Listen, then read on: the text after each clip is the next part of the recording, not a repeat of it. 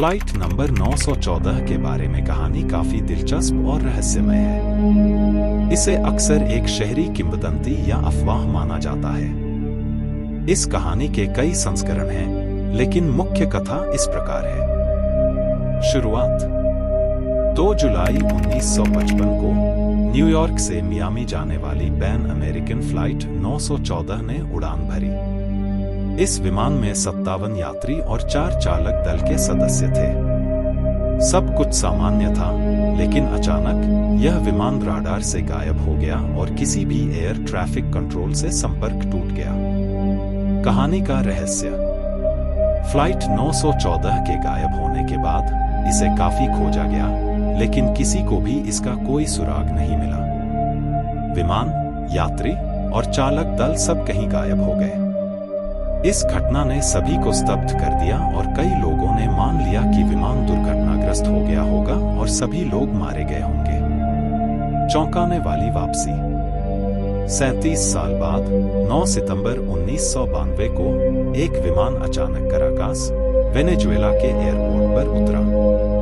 यह वही फ्लाइट 914 थी जो 1955 में गायब हो गई थी। एयर ट्रैफिक कंट्रोलर इस घटना से हैरान रह गए और तुरंत विमान के पायलट से संपर्क किया। पायलट की प्रतिक्रिया।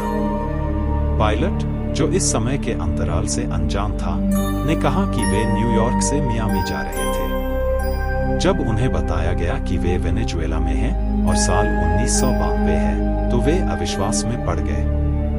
विमान के सभी यात्री और चालक दल के सदस्य भी उतने ही चौंकाने वाले थे, क्योंकि उन्हें यह नहीं लगा था कि वे इतने साल गायब रहे हैं। वापसी का रहस्य। फ्लाइट 914 और उसके यात्रियों के गायब होने और 37 साल बाद लौटने का कोई स्पष्ट वैज्ञानिक या तार्किक स्पष्टीकरण नहीं है। यह घटना पूरी तरह से रहस्यमय है और इसे लेकर कई सिद्धांत और कहानियां हैं। कुछ लोग इसे समय यात्रा, अंतरिक्ष और समय के टकराव या किसी अन्य अद्भुत घटना से जोड़ते हैं, जबकि कुछ इसे केवल एक अफवाह या शहरी किंवदंती मानते हैं। निष्कर्ष। फ्लाइट 914 की कहानी हमें यह याद दिलाती है कि हमारी दुनिया में अभी भी कई रहस्य हैं, जिन्हें हम पूरी तरह से समझ नहीं पाए हैं। यह कहानी चाहे सच हो या न हो, यह निश्चित रूप से दिलचस्प और सोचने पर मजबूर कर देने वाली है।